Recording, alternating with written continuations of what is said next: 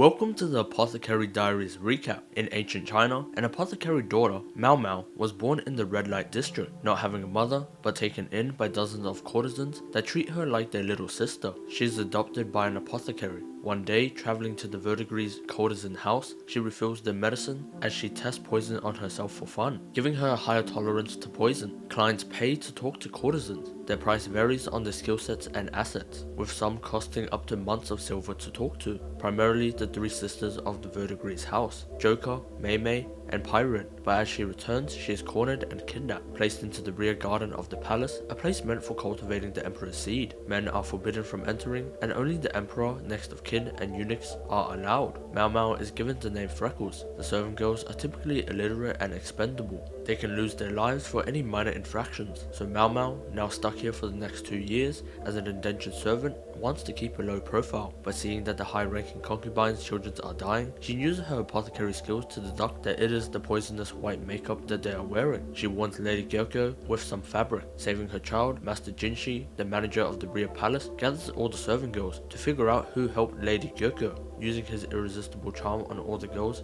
except it doesn't work on Maomao, but she is fooled into staying because she is the only one that can read. Thanking her for saving Lady Gyoko's daughter, she is promoted to new Lady of Waiting. Staying in the Jade Pavilion, they show her around, and she will have the hardest job of all, the poison taster. With 2 meals and 2 teas, she has to taste for poison before Lady Gyoko can eat, but this hazardous feat is fun for Maomao, as she loves poison and the taste of it, longing to experiment on herself once she is free. Lady Gyoko learns that the money she makes will be sent to the kidnappers, so when she accidentally drops the vase, they will have to bill the kidnappers, and she will now be paid in cash. She is given the direct order from the emperor to cure Lady Lihua, another high-ranking concubine, and as it is the emperor, refusing an order would be grounds for a beheading. After the death of her child, Lady Lihua's health has been steadily declining. Noticing that the ladies in waiting are secretly applying the white makeup, she slaps them, shocking Jinshi because Maomao never has this demeanor. She slowly nourishes Lady Lihua back to health. Maomao tells Lady Lihua a technique with her massive assets to help with her extracurricular activities with the emperor, and there she leads the Crystal Pavilion. With no empress by her side, the emperor sets up garden parties. The uppermost concubines are always present. Lady Gyoko, the precious consort, Lihua, the wise consort, Lishu, virtuous consort, and Ado, pure consort. And as a lady in waiting, Maomao is forced to get dressed, but this time her freckles are gone. Master Jinshi learns the horrid reality of Maomao's freckles. They are drawn on with clay to ensure that she will look ugly and not be dragged into a back alley in the red light district. Fond of Maomao, he gives her a hairpin. The virtuous consort arrived at the age of 14. The youngest consort, the pure consort, is 35. The oldest. One was the previous ruler's consort, but when he passed away, the concubine moved to the current emperor. Lishu was 9 when she served the previous consort. She notices that Lady Lishu's dress is red. The eunuchs give out hairpins, and the girls gossip about their true intent. Lihaku gives her a hairpin, giving Maomao dog energy. Lady Lihua gives her a hairpin to thank her. Even at a social event, Maomao is made to taste every drink and food before her lady eats. Unlike conventional tasters, Maomao thrills in the hunt for the poison taste. Going through several dishes, she takes a liking to one. It has poison. Gathering Lady Lishu and the taster, they realize the bowl Maomao was served was accidentally swapped. They wanted to poison Lady Lishu. Assessing her arm, she has an allergy to mackerel. Her taster didn't recognize this, and it could have caused Lady Lishu's demise. Even though all the women fiend for Master Jinshu, Maomao uses her excuse as a lowly birth for him not to touch her. Investigating the poisoned bowl, they realize it had 4 prints: the soup pourer, the transporter, Lady Lishu's taster, and the 4th would have been the poisoner. She believes that Lady Gyoko got the poisoned soup on accident, because Lady Lishu's taster had swapped it to harass Lady Lishu, not knowing that it was poisoned, admitting that it might just be conjecture, but the ladies in waiting should have been by Lishu's side, and not against her. For example, in the garden party, the ladies in waiting should have recommended Lady Lishu a different color, as her red colored dress clashes with Lady Gyoko's crimson, and her ladies in waiting all wore white, meaning they all knew this scheme. This stemmed from the idea that after her primary emperor had died, she was given to the next as a concubine. In short, the ladies believed that she should have been devoted to the first emperor, even in death. Maomao's friend that she made when she was a servant, Xiao Lan, teaches her the true intent of the hairpins. She can use it as a way to leave the wars, on the premise that a man vouches for her inside. She used Lihaku by offering him a night with one of the 3 princesses of the verdigris' house, which is famed across the land and easily cost months of his salary. Starting to develop a crush on Maomao, Jinshi is shocked to find that Maomao is out visiting her adoptive father.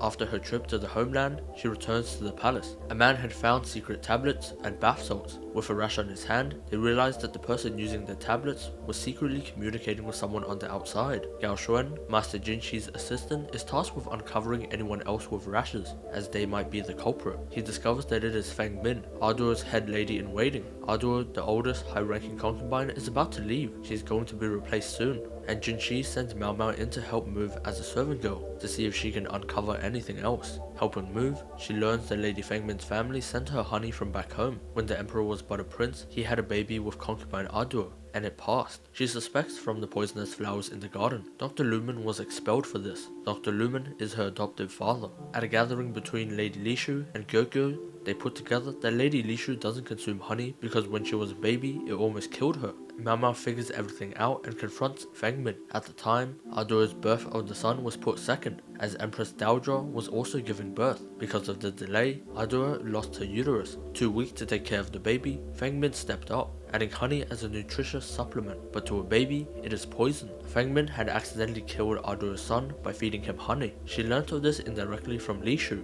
Ensuring Arduo would never find out, she pushed Lishu away from Arduo and later tried to poison her, but failed. Fengmin's execution causes a widespread shockwave. All of her kin is punished. In that cohort is the people that kidnapped Maomao, meaning that Jinxi could keep her there intentionally longer than the year she has left, and she would be forced to accept. Arduo is still made to leave the palace, made to return the crown as the pure consul, and remembering that Maomao said that she was only in the palace because she was an indentured servant, Master Jinxi relinquishes her of her duties because of the kidnappers' ties to Feng Min. Days pass slowly as Master Jinxi sulks about Maomao being gone. Maomao runs into Master Jinxi during an event for the courtesan. She convinces Jinxi to take her back to the palace, but this time she'll be working as his assistant in the outer palace. Ladies of the outer court have passed exams, so they have much more pride. Helping Master Jinxi, Maomao still doesn't know where he ranks in the palace, because as a eunuch, he typically wouldn't be a manager of the rear palace. The perks of working in the outer palace now is that she can leave freely whenever she wants, and she used this time to take care of an old courtesan who is unable to work. Typically they would be thrown out, but this is a unique situation.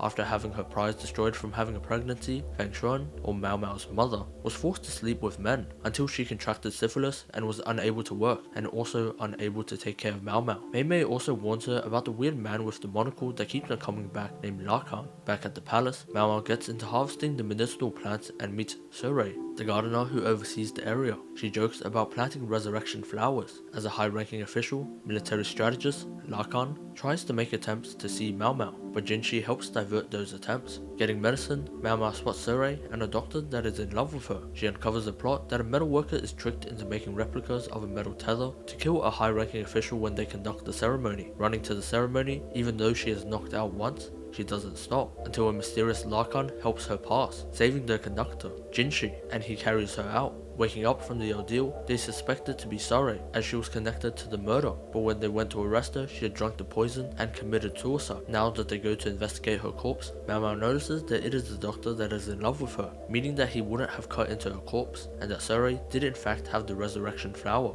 With other medicine stolen, she would have been able to make her pulse look null, until they left and her accomplices would slip in and remove the wooden cover. She would then disguise herself as a servant and sneak out. Maomao still questions who Master Jinxi's real role is. Because of the elaborate plot to try and kill Jinxi, they put searching for Surrey on hold, whilst also keeping it a secret. The emperor despises the previous emperor's choices of younger concubines, so he doesn't touch the new Lady Lolan or Lishu. Lady Gyoko has stopped her lunar cycle, meaning that she could be pregnant, so Maomao is sent there to resume her food tasting and helping where she can. Hearing that military strategist Lakan is buying a courtesan, Li Haku questions how much it would take to buy one of the 3 princesses. Maomao assumes it is Pyrene, taking into account how much she brings in for the Verdegree's house, her contract, and how much she could make in the future. She estimates roughly 10,000 silver, but Li Haku only makes 1,000 silver pieces in a year. Preparing for another upcoming garden party, Lady Gyoko won't be attending to hide her pregnancy. Maomao also manages to make blue roses using dye, manipulating the ladies into wearing nail polish. Maomao chooses to wear crimson, and also finally accepts to play with Lakan. They bet on a game of Chinese chess to a best of 5. If Lakan wins, Maomao will move in with him, because he is her biological biological father. If Maomao wins, Lakan has to buy a courtesan at the verdigrease's house. A special rule is that they must consume a poisoned cup when they lose a match. Lakan loses a match so Maomao isn't poisoned. As Lakan takes a sip, he faints. The poison was alcohol, and as he abstains from drinking, he is swiftly moved to the verdigrease's house. With a rare disease from birth, Lakan can't see a person's face, but only discerns them from voice and eyes. Until he met Feng Shuan, a courtesan that always beat him in chess and go. As her price increased, he would rarely see her, only every few months, until they performed the one deed that ended her career. At this time, Lakan's clumsy uncle lost his job at the palace, so he was sent abroad to study, not knowing it would take 3 years. When he would return, he found the letters piled up. Feng Shuan was pregnant and contracted syphilis, sending him her finger and also the babies, having to sleep with men to make money. At that point he was too late. He now chooses to buy Feng Shuan. When a courtesan is bought out, it is customary for all other courtesans to dance in her honor, so Maomao practices. This is where the story ends. Make sure to subscribe, and for more, watch this.